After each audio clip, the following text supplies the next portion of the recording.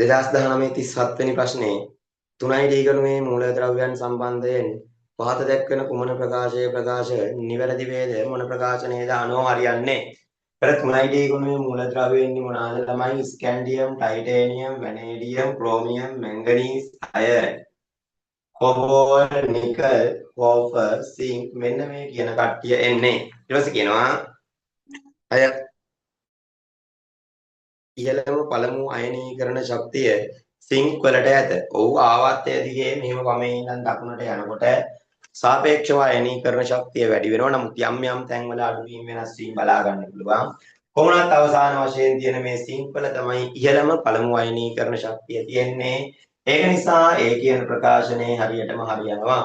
ඊළඟට ප්‍රධාන කාණ්ඩය කියන SP ගුණ හරිද කාණ්ඩයේ බොහෝ මූලද්‍රව්‍යවල අයනමෙන් නොව 3යි ඩී ගණුවේ ලෝහ අයන උච්ච වායු වින්‍යාසය ලබා ගන්නේ කලාතුරකිනි. ඔව් ඒකට හේතුව මේකයි. මෙයාලට එක එක ඔක්සිකරණාංක තියෙනවා. මොකද S මේ උපශක්ති මට්ට 4යි S වල තියෙන ඉලෙක්ට්‍රෝනත් 3යි D වල තියෙන ඉලෙක්ට්‍රෝනත් එක එක ප්‍රමාණ වලින් පිට කර අයන හදන්න පුළුවන්. හැබැයි මෙයා එහෙම නැහැ. ස්කැන්ඩියම් ගත්තොත් එහෙම 21නේ. 1S2 2S2 2P 6 3S2 3P 6 4S2 3D1. ඒක කෙලිම හදන්නේ ධන 3. මේ ඉලෙක්ට්‍රෝන දෙකයි මේකයි පිට කරනවා අන්න කෙලිම උච්ච වායු. හරිද? ඒ වගේම තමයි සිංක් කියන එක කෙනා. සිංක් කියන එක කෙනා ගත්තොත් මොකද වෙන්නේ?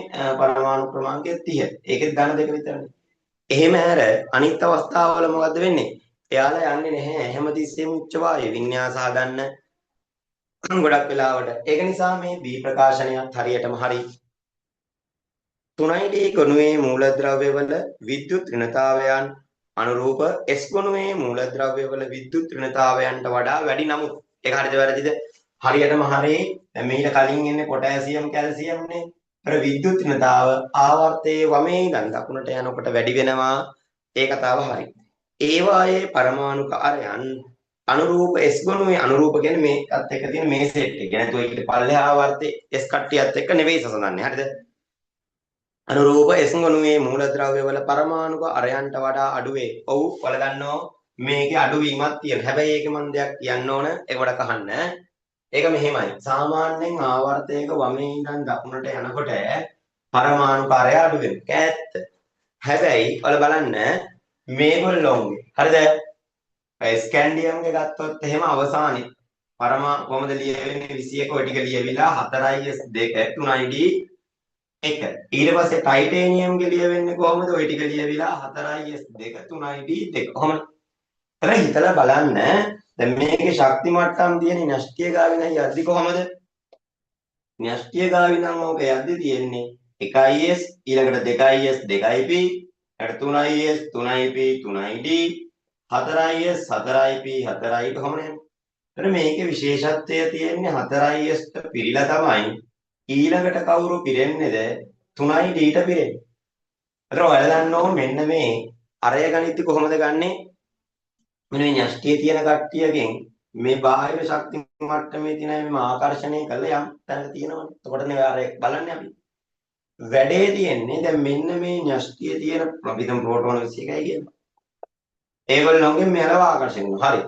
දැන් මොකද වෙන්නේ?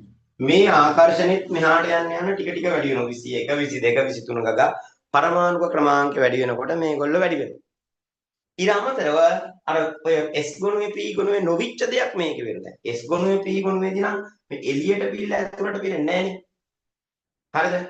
ඇතුළින් නම් පිළිවෙන්නේ නැහැ. එතකොට මේකේ මේ දෙන්න පිළිලා මෙයා පිට මේ පිරෙන නිසා අර අභ්‍යන්තර ශක්ති මට්ටම් මේකට අපි කියනවා හර කවචවල තියෙන ඉලෙක්ට්‍රෝන ප්‍රමාණයත් ටික ටික වැඩි වෙනවා.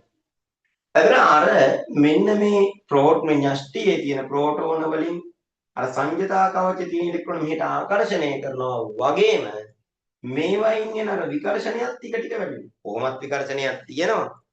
SP ගුණ වලදී ඒක එකම ගන්නේ ආවර්තය දිගේ. හැබැයි මේකේ පොඩ වැඩි වෙනවා මොකද බාහිරයකට පිළිලා අභ්‍යන්තරයකට පිරෙන නිසා. එතකොට මෙතන ඉඳන් මෙන්න මේ දක්වා යනකම්ම ආකර්ෂණ බලවලට වඩා විකර්ෂණ බල අඩුයි. ඒ කියන්නේ ආකර්ෂණ බල වැඩි විකර්ෂණ බල අඩුයි. ඒ නිසා මොකද වෙන්නේ ආකර්ෂණය වෙන නිසා අරය එන්නේ ඉන්න මොකද වෙන්නේ අඩු වෙනවා. sorry අරය එන්නේ ඉන්න මොකද වෙන්නේ ඔහම අඩු වෙනවා. අඩු වෙලා මෙන්න මෙතෙන්දි කොපර්ගේ 3D10 එන්නේ සිංක්ගේ 3D10. ඒකට විකර්ෂණ බල වැඩි වෙනවා. ආකර්ෂණ බලවල මම යටින් ලියන්න මෙතෙන් මේක ආකර්ෂණ බලවලට වඩා විකර්ෂණ බල වැඩි වෙනවා. මෙන්න මේ අභ්‍යන්තර ශක්ති මට්ටම් වල තියෙන ඉලෙක්ට්‍රෝන වලින් එන. ඒක නිසා ආරේ චුට්ටක් වැඩි වෙනවා. එහෙම වැඩි වුණත් ඕක අර මේගොල්ලොන්ගේ තරමට එනකන් වැඩි වෙන්නේ නැහැ. හරිද මම මේ කොටස නිකන් කිය අනිවාර්යයෙන්ම මෙන්න මේ 3D වලින් මේගොල්ලොන්ගේ පරමාණුකරය ඒගොල්ලෝගේ 4S මෙන්න මේ මුල් කාණ්ඩ දෙකේ අයට වඩා S3 අයට වඩා අඩුයි. හරිද? මොකද මේ විචලනයේ මතක තියාගන්න මේ දක්වා අඩු වෙලා චුට්ටක් වැඩි වෙනවා කියන එකත් මතක තියාගන්න ඕන වෙයි. හරිද?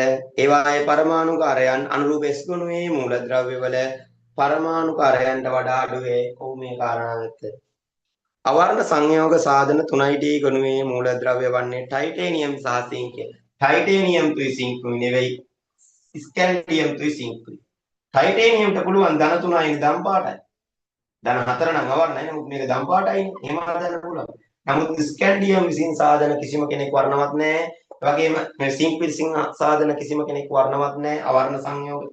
ඒ වගේම තමයි ස්කැන්ඩියම්ගෙත් අවර්ණයම. ඇයි මේ? මෙයාලා හදන ආයනයේදී මෙයා හදන්නේ ධන 3, මෙයා හදන්නේ ධන 2. ඒ ආයනවල බලන්න අසම්පූර්ණව පිරුණු ඩීකාක්ෂික නැහැ. මේ 3D ගුණයේ අය වර්ණවත් සංයෝග හදන්න නම් මොකද අවශ්‍යතාවය? ඒ අදාළ අයනයේදී අසම්පූර්ණව පිරුණු ඩීකාක්ෂික තියෙන්න ඕන. දැන් උදාහරණයක් ටයිටේනියම් ගන්නකො. ටයිටේනියම් ගැන 22නේ. කොහොම ගිහිල්ලා 4is2 3id2. ටයිටේනියම් ධන 3 කියනකොට මෙහා බිඳුවයි තව මේ එකයි නෙන්නේ. අන්න අසම්පූර්ණව පිරුණු ඩීකාක්ෂික තියෙනවා. ඒ නිසා යාට වර්ණවත් හදන්න. ඇයි ටයිටේනියම්ගේ ධන 4 අවර්ණ වෙන්නේ? මේකත් පිට වෙලා ගිහින් මොකුත් නැහැ. මේකත් එහෙමයි. ස්කැන්ඩියම්ගේ ආවර්තනේ 4is2 3d1නේ. ඔක්කොම අයින් වෙලා යනවා. පාටක් දෙන්න බෑ. මේක 4is2 3d10. මේක මොකක්ද අපුත්? මේක ඔක්කොම පිළිලා. එහෙම වෙන්නත් බෑ. මොකද්ද වෙනවද? අසම්පූර්ණව ටිකක් පිරුණු දී උපශක්ති මට්ටම් තියෙන අදාළ ආයනයේදී. එතකොට තමයි උට වර්ණවත් ද්‍රාවණ හදන්න පුළුවන් වෙන්නේ. ඒක හන්දා අවර්ණ සංයෝග සාධන 3D ගුණයේ මූලද්‍රව්‍ය වන්නේ ටයිටේනියම් සහ සිංක් එක වැරදි ස්කැන්ඩියම් සහ සිංක් කියලා ඉන්න ඕනේ. A හරි B හරි C හරි නිවැරදි වාහන උත්තරේ අංක 5. 2019 37 වෙනි ප්‍රශ්නෙට උත්තරේ අංක 5